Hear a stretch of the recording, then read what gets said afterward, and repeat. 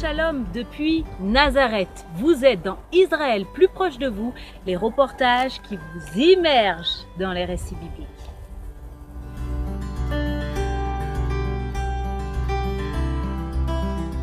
Le premier miracle de Jésus, l'eau changée en vin, qui s'est passé d'ailleurs à quelques pas d'ici, au village de Cana. Ce miracle nous a interpellés. Nous allons nous pencher avec Amer sur l'importance du vin à l'époque de Jésus au 1er siècle.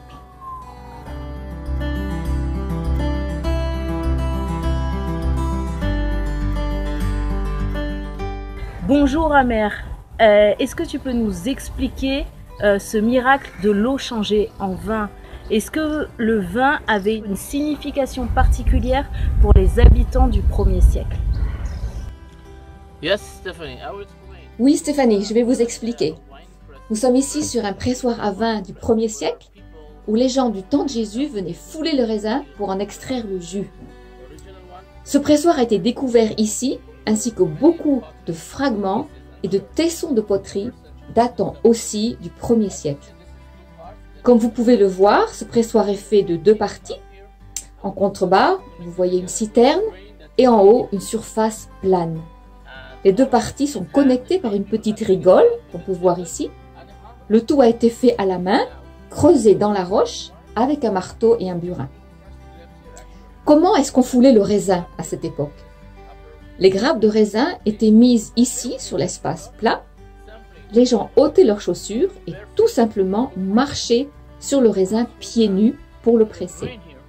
Le mou alors coulait par cette rigole jusque dans la citerne en contrebas. Quand ils avaient fini de fouler le raisin, ils puisaient le jus avec une louche, le mettaient dans des jarres et l'emmenaient chez eux où ils fermentaient.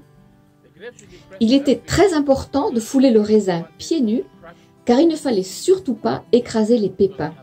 Si les pépins étaient écrasés, alors ils donnaient un goût amer au jus de raisin. Pour obtenir du vin, on mettait le jus dans des jarres fermées et scellées pour le laisser fermenter au moins 40 jours. Au bout de 40 jours, le premier vin était prêt. Mais il est certain que plus on attendait, meilleur le vin était. J'aimerais maintenant vous parler du premier miracle que Jésus a fait. Il a fait ce miracle à Cana, en Galilée. Jésus était invité à un mariage et le vin est venu à manquer. Jésus a fait son premier miracle en changeant de l'eau en vin. Au 1er siècle, le vin était quelque chose de très important. Les gens s'en servaient dans leur vie quotidienne. Il fallait ajouter du vin à l'eau pour la purifier et même la rendre potable et aussi pour améliorer son goût. En général, l'eau n'avait pas bon goût car elle avait stagné longtemps dans les citernes et donc on y ajoutait du vin pour la rendre à la fois potable et plus agréable à boire. Le vin était aussi très important à l'occasion des mariages. Il était quasiment impensable de célébrer un mariage sans offrir du vin aux invités. Et là, j'aimerais lire un verset de la Bible qui nous parle de cela.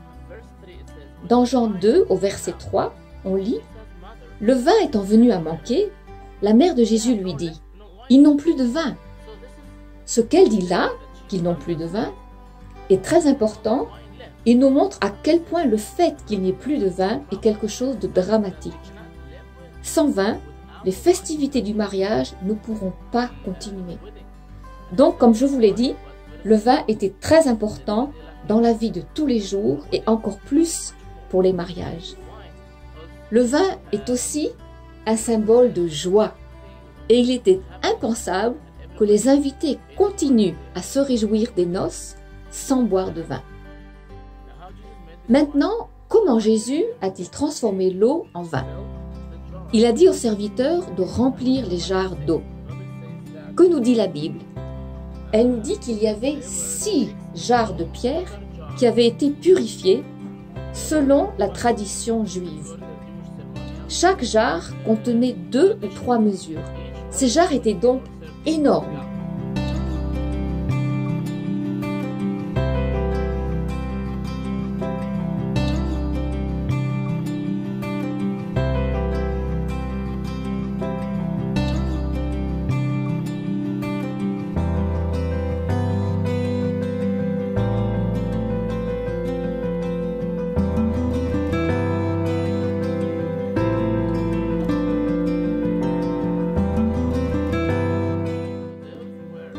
Pourquoi était-elle si grande? C'est bien que c'était nécessaire. Et ça nous confirme qu'il fallait beaucoup de vin et qu'on buvait beaucoup de vin à l'occasion des mariages. C'est pour cela que ces jarres étaient énormes. La Bible dit que ces jarres étaient en pierre. Et ce détail est important, car selon la tradition juive, pour qu'un objet impur puisse être lavé et purifié, il fallait qu'il soit fait de pierre. S'il était en argile, on ne pouvait pas le purifier et il fallait donc le jeter au rebut. C'est pour cela que la Bible précise que les jarres étaient en pierre et avaient été lavées selon la tradition juive. Elles étaient donc pures et prêtes à servir. Et là, j'aimerais vous faire réfléchir un peu sur quelque chose. Imaginez que vous êtes un de ces serviteurs auxquels Jésus a demandé de remplir les jarres d'eau. Vous remplissez la jarre d'eau et tout de suite après, Jésus vous dit d'aller servir le maître d'autel comme si vous lui serviez du vin. Or, vous venez juste de remplir la jarre d'eau de vos propres mains et il faut maintenant que vous alliez servir le maître d'autel comme si vous lui serviez du vin. Auriez-vous eu une telle foi? Imaginez, c'était le premier miracle que Jésus faisait. Les serviteurs n'avaient vu Jésus faire encore aucun miracle. Pour eux, c'était la première fois. Et je trouve que ces serviteurs ont fait preuve d'une très grande foi en allant puiser l'eau et en ayant confiance qu'elle avait été changée en vin et qu'ils ne se retrouveraient donc pas dans une situation embarrassante vis-à-vis des invités. Une grande foi. Ce premier miracle de Jésus, de l'eau changée en vin, peut premièrement nous interpeller sur le fait que Jésus était concerné par les soucis quotidiens de la vie des hommes.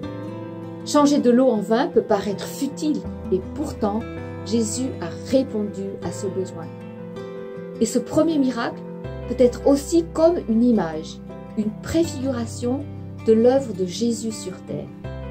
Il est venu changer nos vies, nous faire passer du statut de pécheur à celui de gracier, de justifier, de purifier.